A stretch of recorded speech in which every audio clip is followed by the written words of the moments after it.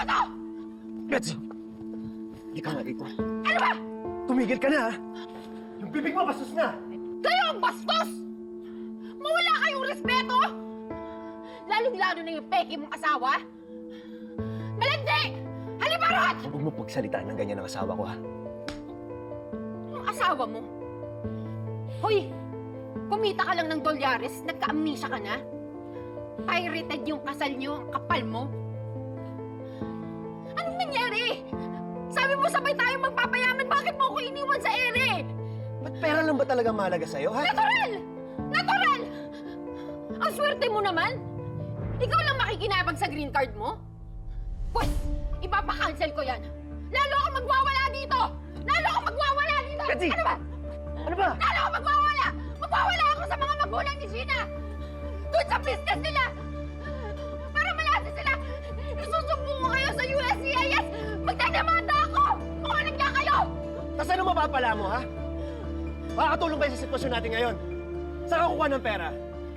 Paano usad yung kaso, ha? Paano mo patutunayan na peke ang kasal namin? Eh, nagmamahalan nga kaming dalawa! Wala akong pakialam! Sisirain din buhay ninyo!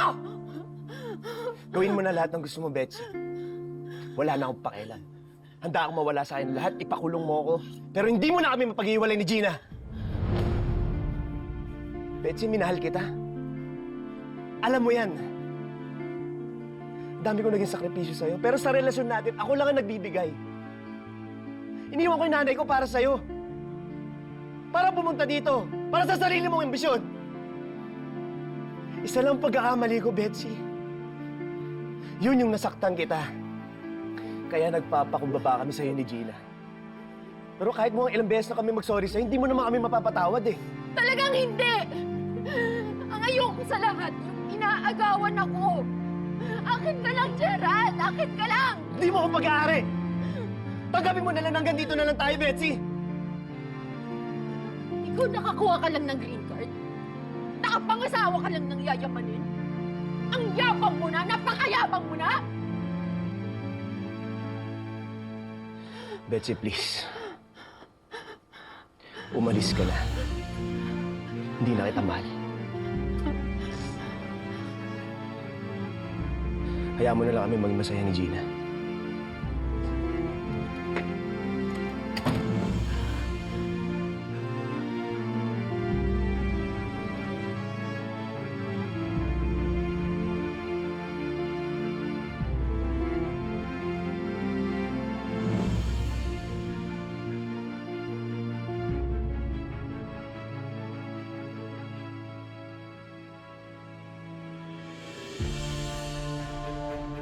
Kasalanan mong lahat to, Gina. Sinusumpa ako. Ikaw naman ang iiyak.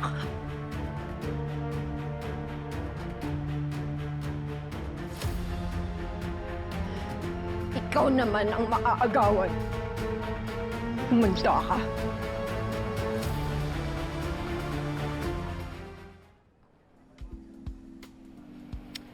You know, until now, palaisipan pa rin sa akin kung bakit mo naging friend yung baliw na Betsy na yon. Ay! Sabi, kung nakita mo siya umiiyak, maaawa ka rin sa kanya. Ba't naman ako maaawa sa impactang yun? Oh my God! Hindi ba valid naman yung galit niya? Kami ni Gerald ang nagkamali sa kanya. Bakit? Sa tingin mo, hindi na nagkamali si Betsy? She took advantage of you and Gerald. Manggagamit siya. She's selfish, scheming. She's an evil person.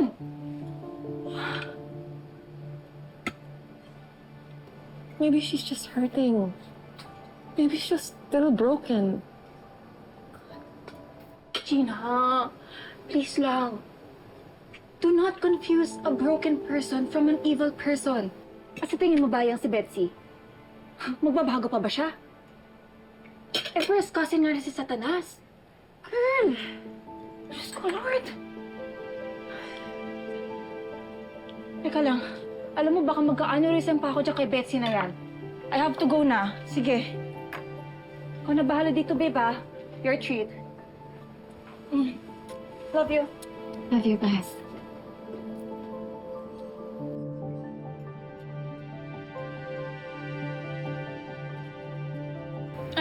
mama po na marami siyang hinihingi. But at least, nandyan lang siya. Never niya akong iniwanan.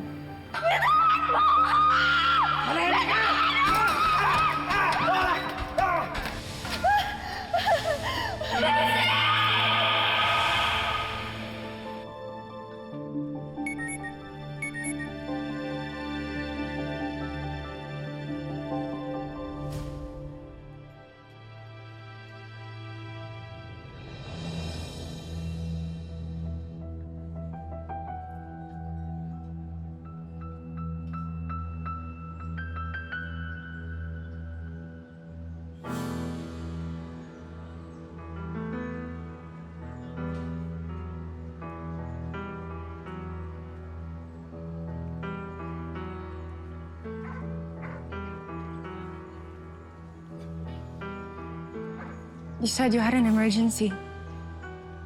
May nangyari ba sa'yo? Are you okay? Walang emergency, Gina. Nagsinungaling ako.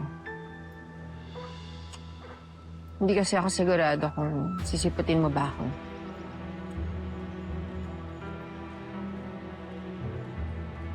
Gusto ko sanang makapag-usap tayo.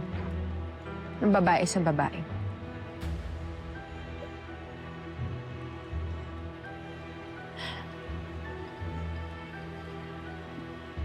Gina, hindi ka ba naaawa sa akin?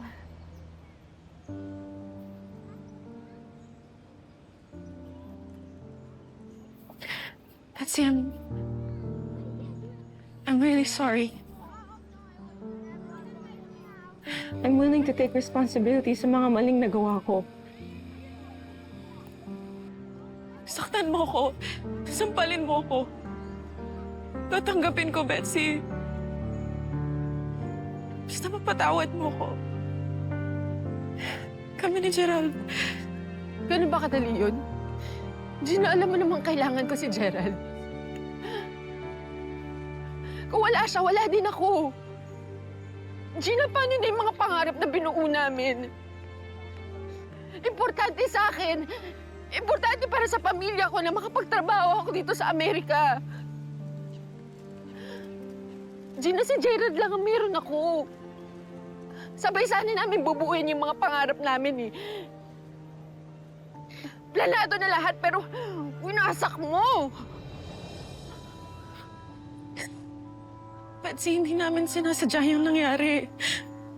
I swear, it just happened. Betsy, nagmamakaawa ako sa'yo. Please. Patawarin mo na kami ni Gerald. Handa namin pagbayaran kahit gano'ng katagal ang kasalanan namin sa'yo. Basta maging okay ka, kaya sabihin mo sa akin, anong pwede kong gawin para maging okay ka?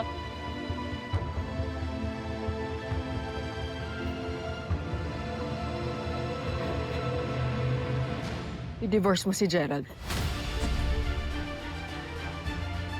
Isoli mo sa akin ang inagaw mo.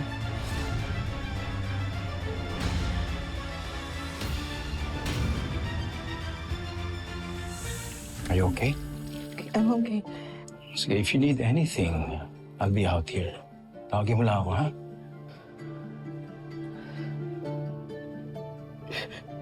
Betsy, I'm sorry. Pero hindi kita mapagbibigyan ngayon. Betsy! Dapat mamatay na yung baby mo! Yan ba ang dahilan kung ba't ayaw mo siyang hiwalayan, ha? Mamatay na yung baby mo! Betsy! Betsy! Ayun! Ano ba, Gerald? Aksidente lang yun! Ano nangyayari dito? Sinaktan niya ang asawa o tinangka papatayin. Mamamatay ang anak ko dahil sa kanya. We'll go with you to the precinct, Gerald. Kailangan managot siya sa kasalanan niya. Ma'am Ellen, parang awa niyo na.